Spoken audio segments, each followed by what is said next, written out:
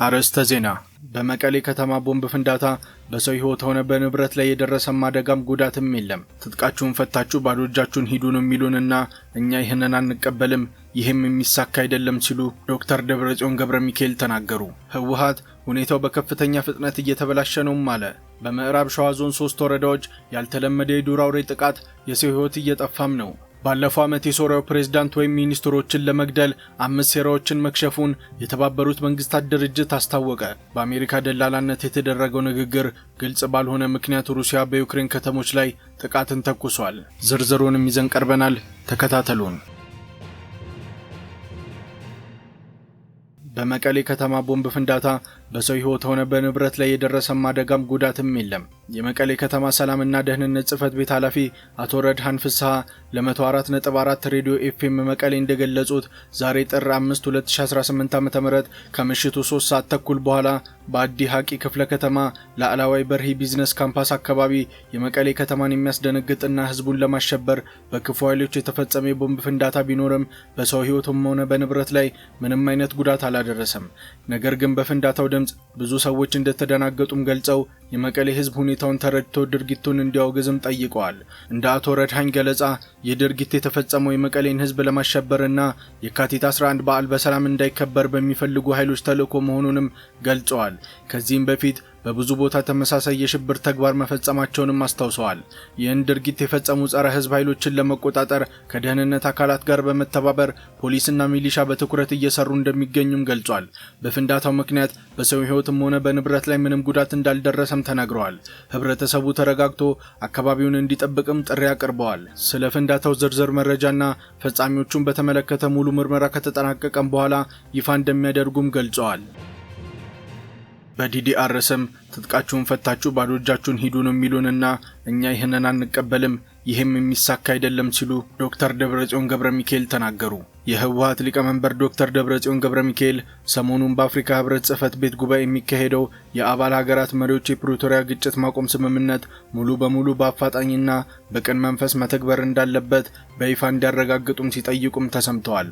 ደብረጽዮን መሪዎቹ በግጭት ማቆም ስምምነት ፈራሚ ወገኖች መካከል ቅርጽ ያለው ፖለቲካዊ ንግግር እንዲጀመር የሚያስችሉ እርምጃዎች እንዲወስዱና የአፍሪካ ህብረት የግጭት ማቆም ስምምነት መቆጣጠሪያ መከታተያና ማረጋገጫ ስርዓት ተግባራዊ እንዲሆንና እንዲጠናከርም ጠይቀዋል። አፍሪካ ህብረት የግጭት ማስቆም ስምምነቱን የመጠየቅ የህግና የሞራል ኃላፊነት አለበት ያለው ደብረጽዮን በስምምነት አተገባበር ላይ ለሚፈጠር መዘግየትና ብዥታ ይበልጥ አለመተማመንና ለመረጋጋት እየሰራ እንዲሄድ ያደርጋልን ብሏል። ትጥቅ ፍቱ የሚለው የፕሪቶሪያ ስምምነት እንደማይቀበሉም ገልጸዋል። በዲዲአር ስም ትጥቃችሁን ፈታችሁ ባዶ እጃችሁን ሂዱ ነው የሚሉንና ይህም እኛን አንቀበልም፣ ይህን የሚሳካም አይመስለኝም ብሏል። መግለጫውም ላይ እርስ በርስ የሚጋጩ ሐሳቦች እንደተስተናገዱ የሚገልጽ አስተያየቶችም ታይተዋል። ህወሓት ሁኔታው በከፍተኛ ፍጥነት እየተበላሸ ነውም አለ።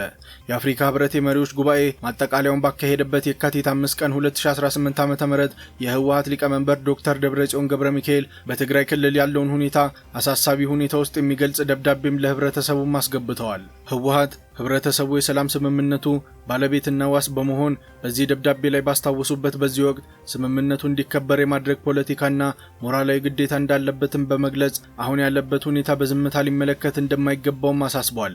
በክልሉ ያለው ሁኔታ በከፍተኛ ፍጥነት እየተበላሸ መሆኑን የጠቀሰው ደብዳቤ ወቅታዊ ውጥረቶችን ወደ ቀድሞ መጠነ ሰፊ ግጭት የመመለስ ከፍተኛ አደጋ ስላለው ጉዳዩ ቀጠናዊ የደህንነት ስጋት ተደርጎ ሊወሰድ እንደሚገባውም አመልክቷል። በተጨማሪም ዳግም ወታደራዊ እንቅስቃሴ ንቅናቄ መኖሩን የጠቀሰው ድርጅቱ በክልሉ ህዝብ ላይ እንቅስቃሴ ገደብ፣ የኢኮኖሚ ጫናና ፖለቲካዊ መገለል እየፈጸመበት ነው ሲልም ወንጅሏል።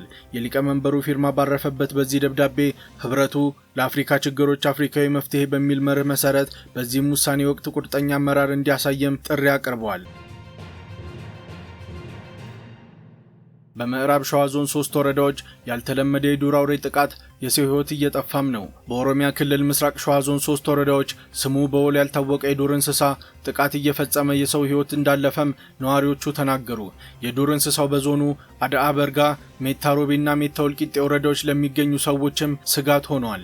አስተያየታቸውን ለዶቼ ቬለ የሰጡ የምስራቅ ሸዋ ዞን አዳአ በርጋ ወረዳ ኢሊ ሾቦሬ ቀበሌ ነዋሪዎች አዲስ ያሉትን የዱር አውሬ በአካባቢው ላይ በእጅጉ የሚያሰጋና የሚያነጋግር ርዕስም ሆኗል። አቶ ታደሰ ጆቴ የተባሉ አስተያየት ሰጪም የአካባቢው ነዋሪ እንደ ነብር አንገቱን አንቆ የሚገድለውን ይህንን አዲሱን አውሬ ከዚህ በፊት እንደማያውቀውም የሚያውቀውም አልነበረምም ተብሏል። ሰው የሚገድል አዲስ አውሬን የመጣብን ያሉት ነዋሪዎቹ አውሬው አንዴ ዘሎ ከያዘ ማጀራት በመያዝ ደም መጦ አስከሬን የሚጠል ነውም ብሏል። የአውሬው ጥቃት ከታየ ጥቂት ወራቶች ቢቆጠሩም በርካታ ሰዎች በጥቃቱ ህይወታቸውን አጥተዋል በማለትም በወረዳው ጋቲራ ነቤ፣ ማሩጫ ቦተናና ሌሎችም ቀበሌዎች ላይ በዚሁ የዱር እንስሳ ጥቃት ማህበረሰቡ ግራ መጋባቱንም ተናግረዋል። በተለይም ታዳጊ ወይም ህፃንን አምነን ወደ እረኝነት አናሰማራም ያሉት ነዋሪዎቹ ራሳቸውን መከላከል የማይችሉ አውሬው ትናንሽ ልጆችን ብቻ ካገኘ አይምርም ሲሉም ገልጸዋል። አካባቢው ላይ ያልተለመደ ነው ያሉት ጥቃት አድራሹን አውሬ በእርግጥም ትልቅ ሰዎችን መንገድ ላይ ያገኘ ብዙ ጊዜ ጥቃትም አድርሶ ያውቃልን በማለትም ገልጸዋል።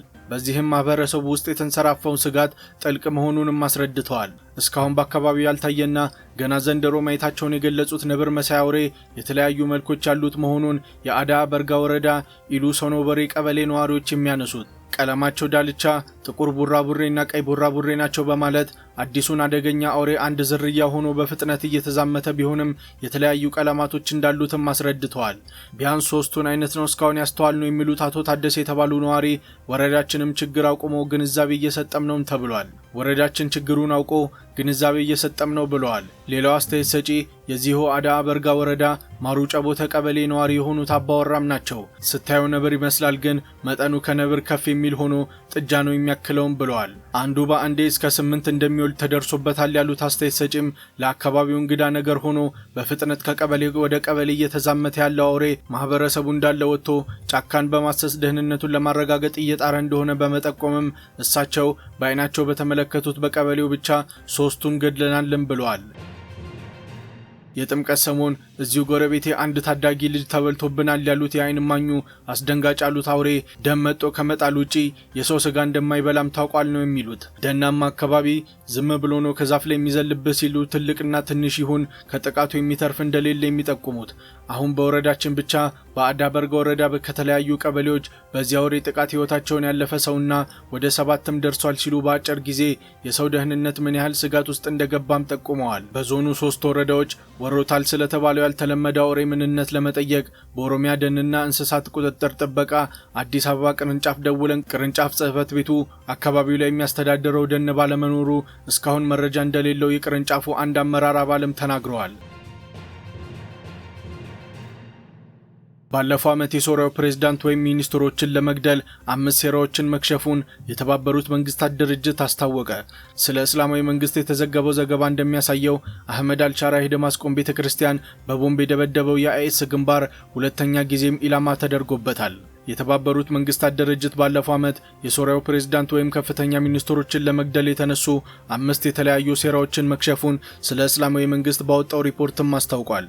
እንደ ዘገባው ከሆነ የሶሪያው ፕሬዝዳንት አህመድ አልሻራ 2 ጊዜ ኢላማ ተደርጎባቸዋል። አንድ ጊዜ በሰሜናዊ አሌፓና ሌላ ጊዜ ደግሞ በደቡባዊ ዳርአ።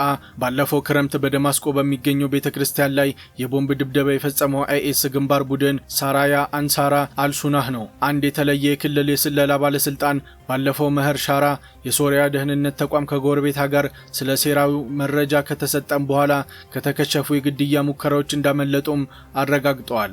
አይኤስ በታህሳስ 2024 አሳድ ከወደቀበት ጊዜ አንስቶ አባላቱን ምልመላ አጠናክሮ በመቀጠልም እስላማዊና ጽንፈኛ ቡድኑን እየመራ የነበረው ሻራ እንደ ከሃዲ አድርጎም ሰይሞታል። ቡድኑ ሻራ ከአሜሪካው ፕሬዝዳንት ዶናልድ ትራምፕ ጋር ሲነጋገር የሚያሳይ ፎቶን ወደ ምዕራብ አቅጣጫ መዞሩንና የእስላም ስሮችን መተውን የሚያሳየውን ማስረጃ አድርጎም አሳትሞታል። በተባበሩት መንግስታት ዘገባ መሰረት አይኤስ በደማስቆ የሚገኘውን አዲሱን መንግስት በማወክ ላይ ያተኮረ ሲሆን በሀገሪቱ ውስጥ ያለውን የደህንነት ክፍተቶችና እርግጠኛ ለመሆኑን በንቃት እየተጠባበቀም ነው። ሻራ በሶሪያ አይኤስ ዋና ኢላማ እንደሆነና ቡድኑ የበለጠ ተለዋዋጭነትን ለማግኘት በመላው ሀገሪቱ በተለያየ ግንባር ቀደም ቡድኖች በኩል እየሰራ መሆኑንም አክሏል። አይኤስ በኢራቅና በሶሪያ ፈታኝ ሁኔታን መፍጠሩንም ጠቅሷል።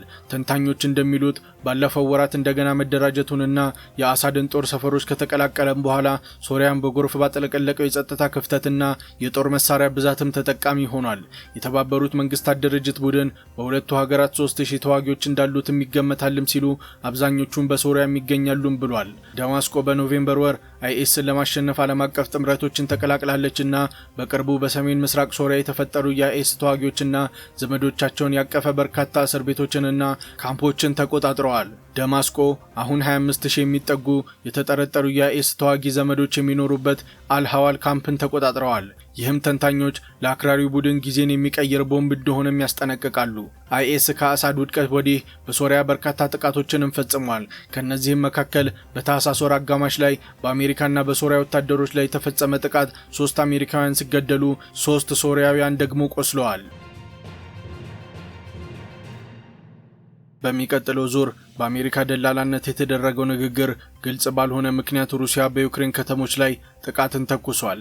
ሩሲያ በዩክሬን ከተሞች ላይ በአንድ ሌሊት ጥቃት የባሊስቲክ ሚሳኤሎችና ሰው አልባ አውሮፕላኖችን አስነሳች ሲሉ የዩክሬኑ ፕሬዝዳንት ቮሎዲሚር ዜሌንስኪ ሞስኮ ጦርነቱን ለማስቆም በአሜሪካ ደላላነት የተደረገውን ሌላ ዙር ንግግር እያመነታች ነው ሲሉም ባለስልጣናት ሐሙስ ዕለት ዘግበዋል። ዋሽንግተን በሚቀጥለው ሳምንት በሩሲያና ዩክሬን ልዑካን መካከል በማያሚ ወይም በአቡዳቢ በተባበሩት አረብ ኤሚሬቶች ውስጥ ተጨማሪ ድርድር እንዲያደርጉ ሐሳብ አቅርቧል ሲልም ዜሌንስኪ ሮብ ማገባደጃም ላይ ተናግሮም ነበር። ዩክሬን እንደምትገኝም ወዲያውኑ አረጋግጣለችም ብለዋል። ዩክሬን እንደምትገኝ ወዲያውኑ አረጋግጣለች ሲሉም ተናግረዋል። ዜሌንስኪ ረቡዕ ማገባደጃ ላይ በመልእክት መላኪያ መተግበሪያ ቃለ ምልልስ ለጋዜጠኞች እንደተናገሩት እስካሁን ድረስ እኔ የተረዳሁት ሩሲያ እየመነታች እንደሆነም ነው ብለዋል። የክሬምሊን ቃል አቀባይ ዲሚትሪ ፔስኮቭ ሐሙስ ዕለት እንደተናገሩት ሌላ ዝርዝር ውይይት በቅርቡ ይጠበቃል፣ ነገር ግን ተጨማሪ ዝርዝር መረጃ ግን አልሰጡም። የአሜሪካ ባለስልጣናት በትራምፕ አስተዳደር ለአንድ ዓመት የዘለቀ የሰላም ጥረት አካል ሆኖ ተጨማሪ ንግግር ሊደረግ ስለሚችል አስተያየትም አልሰጡም። ዜሌንስኪ ባለፈው ሳምንት እንደተናገሩት ዩናይትድ ስቴትስ ዩክሬንና ሩሲያ ስምምነት ላይ ለመድረስ የሰኔ ቀነ ገደብም ተሰጥቷቸውም ነበር። ነገር ግን ሩሲያ በዚህ ወር መጨረሻ ላይ ጎረቤቷን መውረሯ አራተኛ ዓመቷን በማክበር በሞስኮና በኪየቭ መካከል በቁልፍ ጉዳዮች ላይ አለመግባባትም ሆኖ ዓለም አቀፍ ስምምነት እንዲፈጠርም አድርጓል። ጉዳዮቹ የሩሲያ ጦር እስካሁን የያዘውን የዩክሬን መሬት ማን እንደሚይዝ በተለይም በምስራቃዊ ዶንባስ የኢንዱስትሪ እምብርትና ሞስኮ ኪየቭ ከተጨማሪ ግዛት እንድትሰጣት ያቀረበችውን ጥያቄ ያካትታልም ተብሏል። ዩክሬን የአውሮፓ ህብረትን የምትቀላቀልበት ቀንና ከጦርነቱ በኋላ መልሶ የማቋቋም ግንባታ ፓኬጅ የቀረበውን ባለ 20 ነጥብ ስምምነት ለመፈረም ከማሰቧን በፊት በምዕራባውያን የሚደገፍ የደህንነት ዋስትናን ትፈልጋለች ሲሉም ዜሌንስኪ ተናግረዋል። ሩሲያ በበኩሉ የመኖሪያ አካባቢዎችና የኃይል ፍርግርግን ጨምሮ የዩክሬን ሲቪል አካባቢዎችን መምታቷን የቀጠለች ሲሆን ሞስኮ የዩክሬን ሰው አልባ አውሮፕላኖችን በሩሲያ የነዳጅ ተቋማት ላይ የሚደርሰውን ጥቃት የሚያስቆም የኤነርጂ አቁም ለአሜሪካ ሀሳብ ምላሽ አልሰጠችም ሲሉም ዜሌንስኪ ተናግረዋል።